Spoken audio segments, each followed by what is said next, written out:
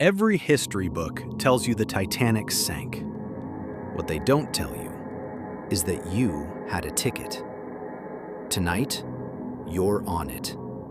You wake up to a sudden jolt, not violent enough to throw you out of bed, but enough to know something just hit the ship. For a second, everything goes quiet. Too quiet. Then you hear it. Footsteps, fast, out in the hallway. You step outside. People are gathering, asking questions no one can answer. Someone laughs it off. Just ice. But the crew isn't acting normal, moving quickly, avoiding eye contact, like they know something you don't. You make your way to the deck. The cold hits instantly, sharp, biting. People are standing still, staring out into the ocean. You follow their gaze and see it. Ice, everywhere. Like the ship just passed through something it shouldn't have. Then you hear it. Low, but clear. We hit an iceberg. At first, nobody panics, because this ship was supposed to be unsinkable. And that belief, right there, is exactly what kills people tonight. Here's what most people don't know. It didn't take one giant hole to sink the Titanic. The iceberg scraped silently along the side, opening multiple sections at once. The ship could survive 4 compartments flooding. 6 are already taking on water. There is no fixing that. Crew members begin uncovering lifeboats, slowly, carefully, like they're trying not to draw attention. Then the order comes. Women and children first. That's when the feeling hits you. This isn't precaution. This is real. There are 2,200 people on this ship. The lifeboats, even launched completely full, could only hold 1,178. Half. They could only ever save half. And the men who built this ship knew that before it left port.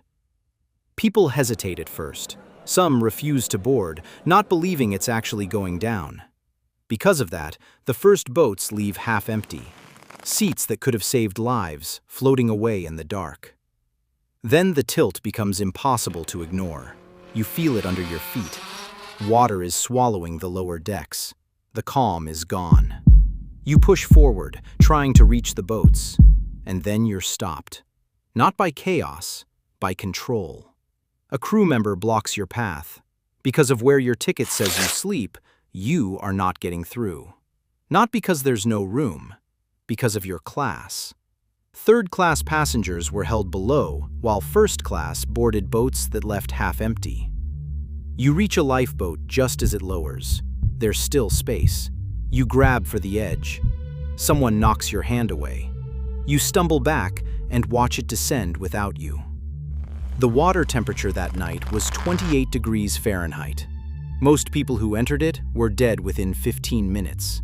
Not from drowning, from cardiac arrest. Your body shuts down before your mind can react. The ship tilts further. People slip, fall, grab anything they can. Your hands are already numb. The lights flicker. Once, twice. Then, darkness. A deep, violent shift beneath your feet. Metal tearing, people screaming. The ship breaks in two, and you fall into the freezing ocean below. The cold steals the air from your lungs instantly. Your arms barely respond. Around you, hundreds of voices, crying, praying, calling out names. And then, one by one, the voices go quiet. Of 2,224 people on board that night, only 710 survived. The lifeboats had room for 1,100 more. They left anyway. Here's what the Titanic actually teaches, and it has nothing to do with icebergs.